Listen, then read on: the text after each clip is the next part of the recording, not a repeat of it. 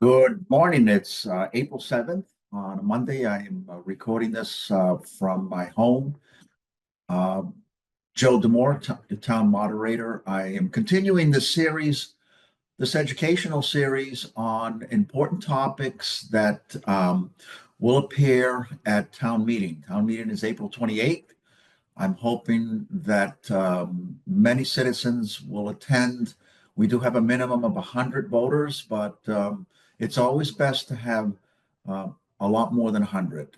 That's my goal. I think it's really important that we exercise our right at town meeting to make very important decisions. These are decisions that are not made by the select board or any committee. These are decisions that are fully vested in the citizenry. And with several thousand registered voters in Groveland, I hope that we have the necessary turnout so that we can make decisions that affect our town, it affects everybody, and that decision making is not vested in just a few voices. So the people will turn out to town meeting often. Some are new at it, some have never been. I'm hoping to see new faces this year. And some citizens have been attending them for years. What I hope to do this year, this is my first time that I'm your town moderator. It's a privilege. It's a responsibility, and I welcome my first opportunity coming up this year on April 28th. We have a couple of really significant issues that we're going to be facing. I've been doing this series called the Roundtable discussion so that I can quickly bring those issues to people in a very short and concise format. Now, I realize roundtable usually means I'm in discussion with someone, but time is of the essence. Things are happening quickly. Important issues need to be shared.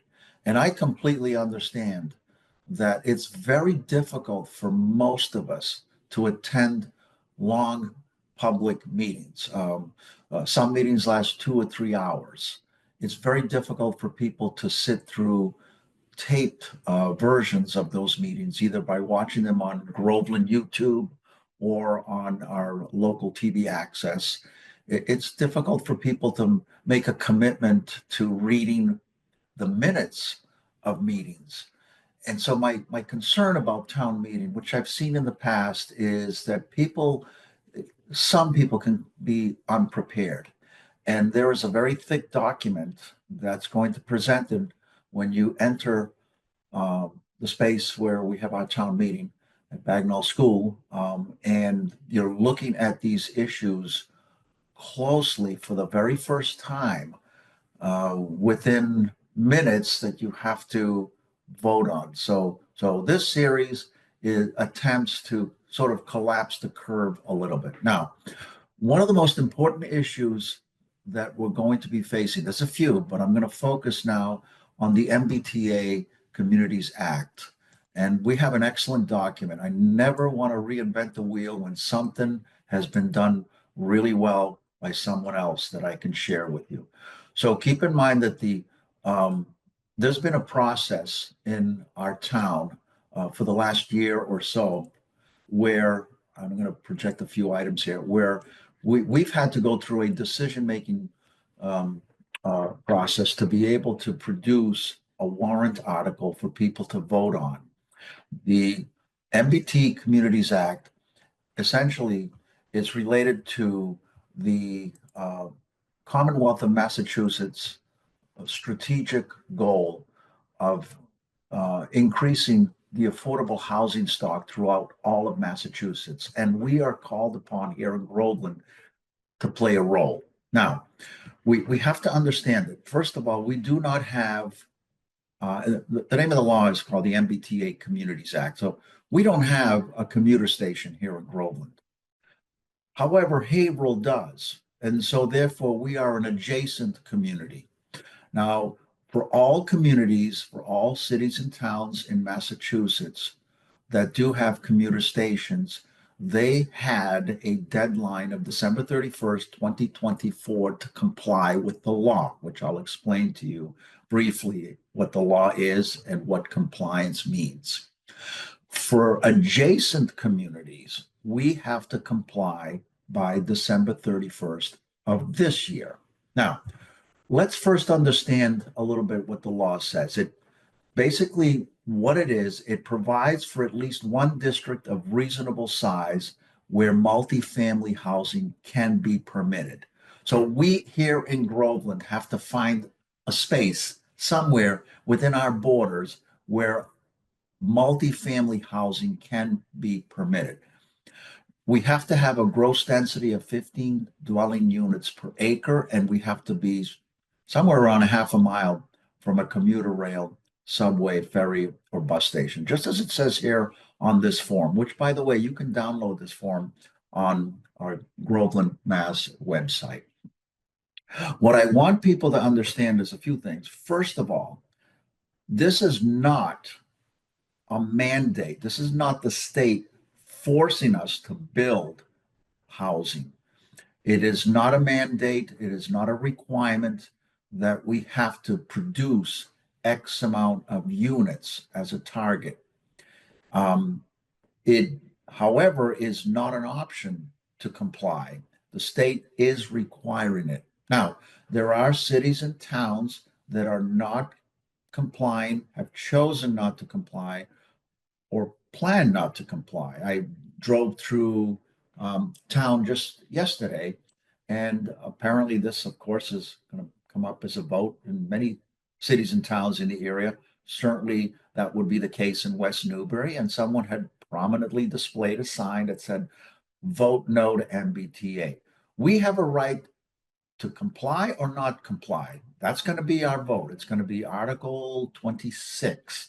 But my only concern is I want to make sure that as many people that can come to this meeting on all things that need to be voted on, they are as informed as possible. So what happens if we do not comply?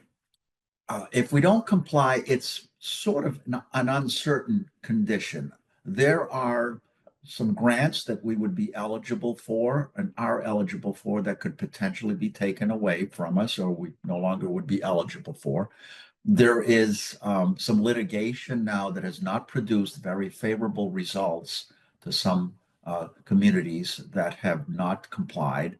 So I don't want to dissuade anybody from voting one way or the other. What I do ask is look at this document, look it up, or send me an email and I'll send it to you, damorecos@gmail.com, Damorcos, damorecos@gmail.com. This is a public document. If you can't find it on the website, send me an email. I'll send it to you very, very quickly, and it gives you some really good details. It's a complex law. Now, we need to have the capacity to be able to build 130 dwelling units at a minimum density of 15 units per acre. And that's really, really important. There are limitations.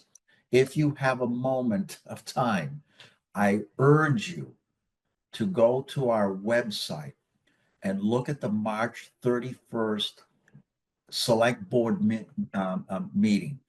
From 1 hour and 4 minutes until 1 hour and 15 minutes or so, there is an excellent presentation that is conducted by the Select Board and also our consultant, Inez Associates. And they go through it in detail. And most of that viewing is going to be items that are going to be projected on the screen so you can actually look at the details of what that multifamily dwelling, 130 dwelling units capacity would look like. There are many examples, like, for example, there are some folks that, some property owners that may have a single family home and they may choose to convert it into a multifamily home.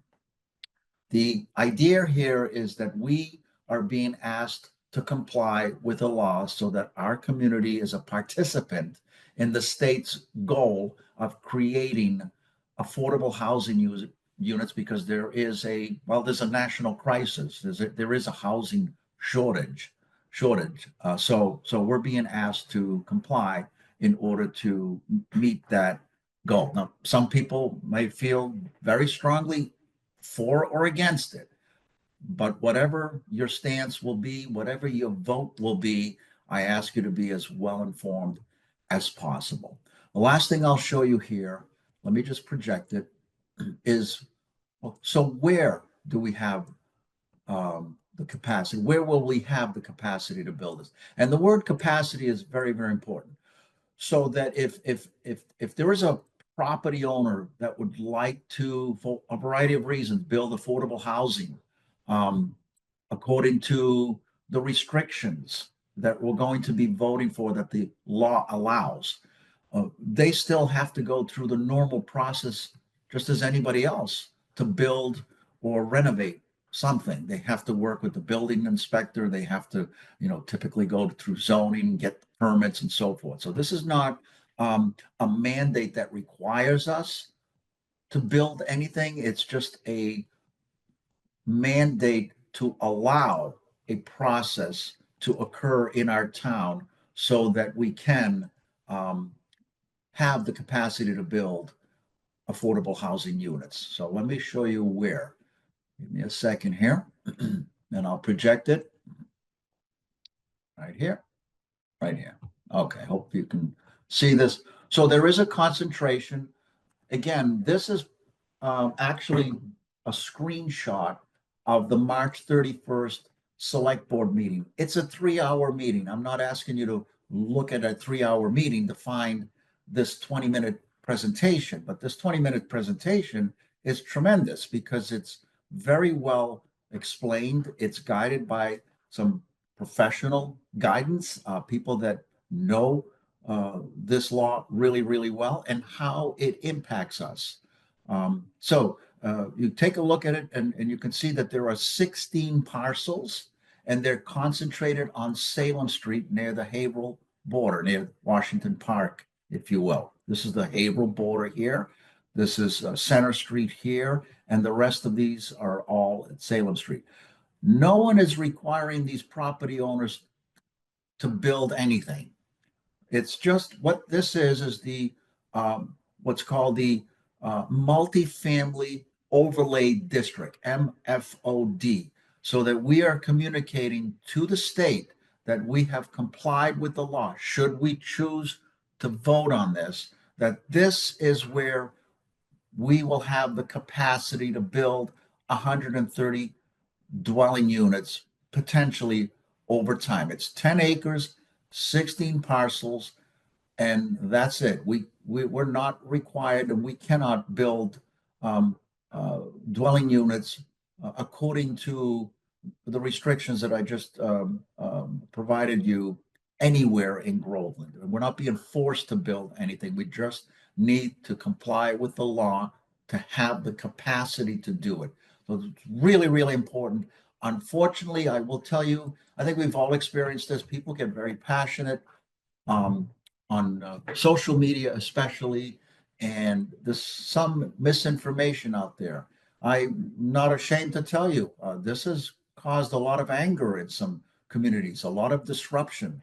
There are I'm sorry, there are cities and towns that have decided to sue the state over this. They don't want their community to be dramatically changed.